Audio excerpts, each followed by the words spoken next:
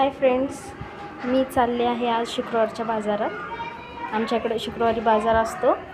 मी आणि माझे आम्ही चौघे पण चाललो आहोत, पण यांना दोघांना पण मी माझ्या सासूंकडे सोडणार आहे. सावे आणि विरांशला आईकडे सोडले आणि त्यांच्या सगळ्यांना आणि जग्गूला बाय करून मी लगेच निघाले, कारण खूप लेट झालेलं होतं आणि बाजारात लवकर पोहोचायचं होतं. त्यामुळे आम्ही लगेच निघालो, कारण बाजारामध्ये खूप गर्दी असते आणि पटपट घ्यायचं आपल्याला हे असतं, वेळेवर घेऊन पटकन यायचं.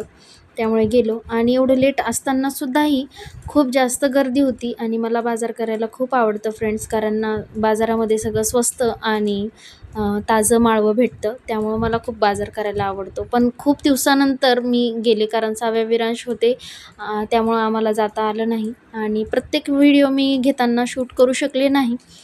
तर मी सगळ्यात पहिल्यांदा कांदे घेतले आणि पुढे गेलो आणि आहोंनी बऱ्यापैकी माझं सगळं शूट केलं आहे, की मी अद्रक वगैरे घेताना पुढे दिसेलच तुम्हाला, की मला त्यांनी शूट केलं आहे आणि मला खूप छान वाटलं, की आहोंनी हे सगळं मनाने शूट केलं. मी त्यांना काहीच बोलले नव्हते आणि त्यांनी हे सगळं शूट केलं, कारण मी घरापासून निघताना ब्लॉग बनवताना त्यांनी मला पाहिलं होतं.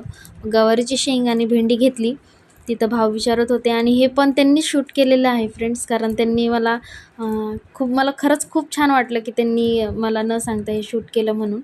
आणि लगेच निघालो आम्ही. तिथे एक जणाचा मोबाईल चोरीला गेलेला होता, तर सगळे आपले सामान जपत जा असं कुठं गर्दीच्या ठिकाणी गेल्यानंतर. बाजार करून निघालो आणि आहो बोलले, की आता खारी पण घेऊन टाकतो, कारण तिथलं एक बेकरी आहे, तर त्या बेकरीमधली खारी त्यांना खूप आवडते. तर त्यांनी जाऊन खारी वगैरे घेतली.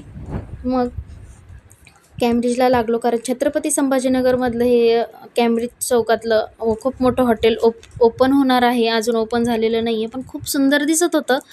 तर म्हणून मी ते शूट केलं आणि खूप छान वाटत होतं. मोबाईलमध्ये एवढं मला शूट करता नाही आलं फ्रेंड्स, कारण माझ्याजवळ ओझं होतं खूप सारं, त्यामुळं मी शूट नाही करू शकले एवढं डिटेल व्यवस्थित.